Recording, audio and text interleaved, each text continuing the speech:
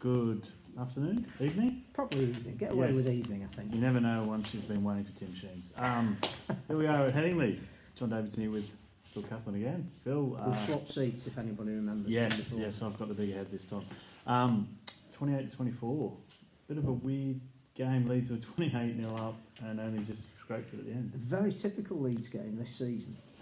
But I think, as we said at the beginning, this is Easter. This is the third game of Easter, so a lot of things go out of the window. Leeds excellent in the first half. I think fully deserved to be 22-0 up. Played really well, like they had against Huddersfield on Good Friday. Maybe their best 40 minutes of the season.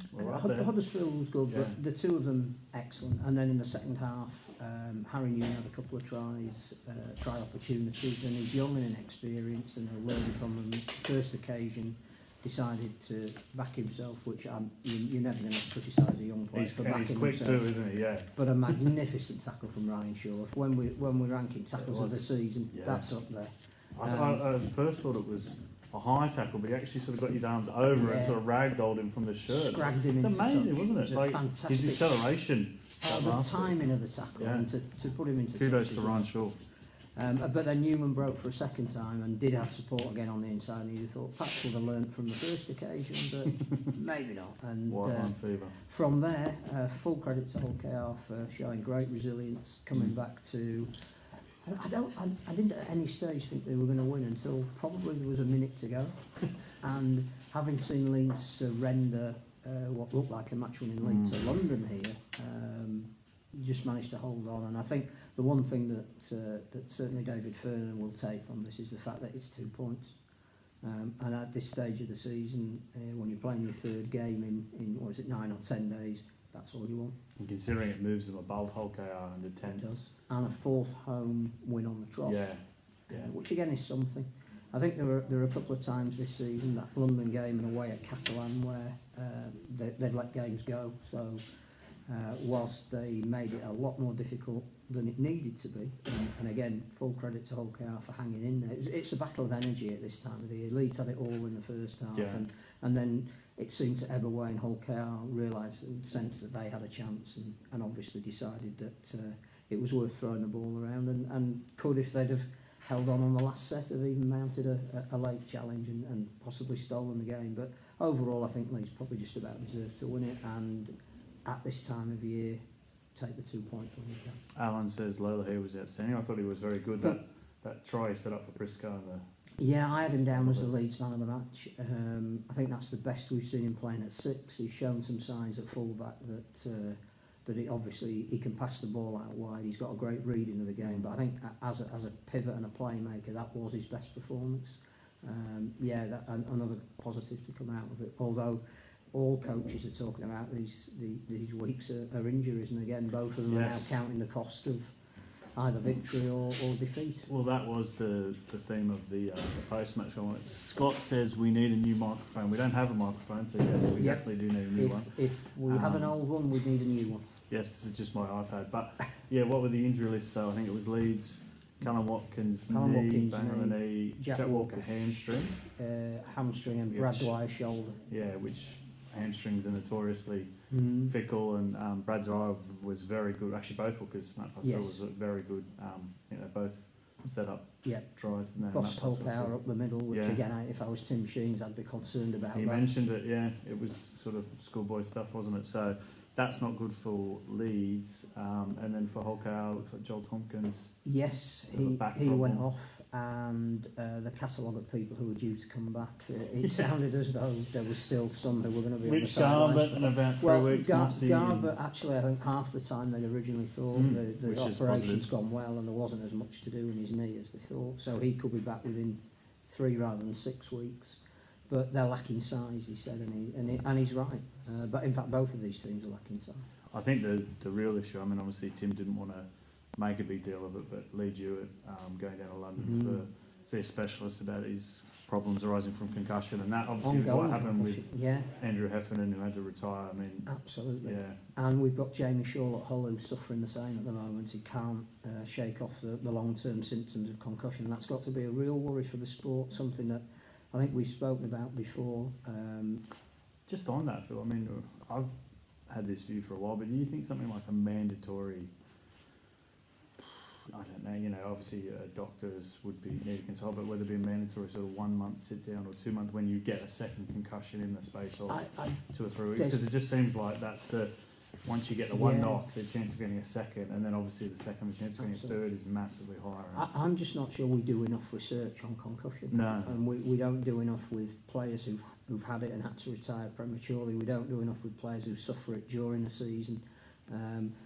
Obviously, there is now some sporting precedent with the NFL. They've done a lot of research on it because they actually got sued, but they're a big enough organisation to be able to pay out on $1 billion sort of lawsuits. The worry with rugby league in this country or even in the NRL, which has loads and loads well, of there's money. a number of lawsuits going on in the NRL at the moment with players. This is something that as a sport we need to really take seriously, and I'm not sure we do yet. And it comes back to the fact that it's fine to have an HIA, it's fine to have a 5-day turnaround. We've played 2 games in a 3-day period. So the sport is culpable for things like concussion because it's forcing players to play when medical science is saying that they shouldn't. I think it'll be a tipping point, one lawsuit that is successful, whether it's in the Absolutely. NRL or whether it's here, and we will see a lot more. That's Or even in rugby union, you know, because absolutely. you look at the way rugby union is now, any attack to the head or any spear tackle is an automatic red card, and they've probably even gone on the other side of being a bit too harsh, but that is because the concern about and that's why we outlawed the shoulder charge for all the people who would like to bring back the biff. One of the reasons we can't in the way that it used to be is exactly not only to protect the players, which we should, but because of obviously potential concussion. Yeah, and just looking quickly at the if Jack out, we hope we play Ash at fullback, keep today's halfback together, leave Sadie in the pack. That's interesting because I thought it might have been a mistake to split up the Sutcliffe-Myler combination, which I think has worked really well for the last 3 weeks, but Sutcliffe was again effective in the second row. I just think he's playing really well at the moment. Ash Hanley for me was the unsung hero, because obviously at the start of the season everybody quite rightly pointed at the form of the guy inside him, Conrad Hurrell, but for the last 2 weeks without Hurrell, he's been just as effective. Runs big metres out of defence, is a fine finisher. Not sure how many, if any, tries Josh Charnley scored today for Warrington, but Hanley's up there as one of the leading try scorers in Super League, and it's his metres post contact are really impressive at the moment. I'd leave him on the wing because I think Lola here can cover that position if necessary if Walker's out. And most importantly, Ash Hanley's nickname apparently is the dog. So right, I'm not even going to ask. No, I don't know why, but good nickname. No. Quickly, just on the other games, I think I haven't seen all the scores, but it was a big win for Warrington, wasn't it? They smashed Huddersfield. What we've seen is the 2 teams at the top. St Helens, another big win over Caplan. Both won by 50, and I think that says everything with it. This third game affects each team. You know, I thought there might have been a surprise result maybe because somebody just couldn't get the energy level that they needed, and Huddersfield were winning at half time and Warrington have come home strongly. St Helens went behind early against Castellan, and with 3 or 4 youngsters in the team that are really making a name for themselves. I'm a massive fan of Jack Wellsby. I think he's going to be a huge talent. Academy star. Captain, I think, wasn't he? I think Matty Costello got a hat-trick today as well. Luke Thompson's going to be out for 6 weeks, but it just doesn't seem to affect Saints and Warrington. Just seems to be, if we're looking at the season approaching the halfway stage, the league table is quite obviously split. The 2 at the top, there's a group of teams underneath that go from 14 points probably to about 10 that are all much of a muchness, that can beat each other every week, that there isn't really consistent form. Hull have moved up to 3rd after beating Wakefield, but Hull have lost to the 2 teams above them by 60 points. And it could and be then a there's case 4 at the bottom. You know, Leeds and Wigan sort of moving out of the relegation battle a little bit, and Hull KR London. I think that at the moment Huddersfield, Leeds, Hull KR and London are the 4 that you would say, you know, one of them needs to put a consistent run together. They can all win the odd game, but none of them can seem to win 2 on the bounce at the moment. If one of those starts putting a run together, you could possibly even put Wigan in with those 4. They could challenge for the 5, but I think, you know, we've seen now a league table split into 3. Yeah. Hull beat Wakefield. They did. I think it was a 30-14. 30-14. Yeah, which is a good win for Hull after being But again, I think both teams counting the cost of injuries again, and it's who you can play out. We say quite rightly that it's this third game at Easter that's a real telling one. I think the fourth one is as well.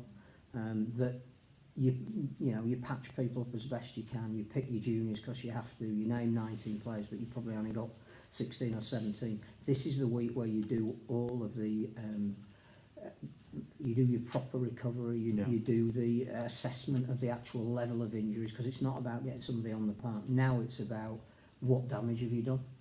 So I think even the following week's games that are coming up are going to be really tough for some clubs. And again, what you don't want is that the league table is ultimately determined by how much of the salary cap you've got sitting on the sideline, rather than playing on the pitch. Yeah, very good point. I think that's all from us. We've enjoyed it. It's been a sunny day.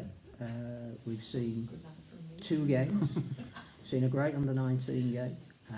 We've seen an exciting first team game that could have gone either way at the end. Phil, it was all about Manly winning this morning. I've already told you this. That was the big Brisbane won this week. I would mention that.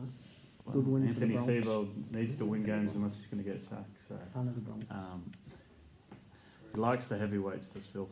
That's all from us at Henley. You can catch Phil and Will Mark and Scully and the team. Yeah, I believe it'll be the, I would say the Awesome Foursome, but actually it's the last of the Summer Wine crew will be on Monday, which is tomorrow. Join us and disagree with everything we say. Yes, 6 to 8 on Facebook and YouTube and any other. And again, provider. If we got all our predictions wrong, I wouldn't be at all surprised. Thanks for tuning in.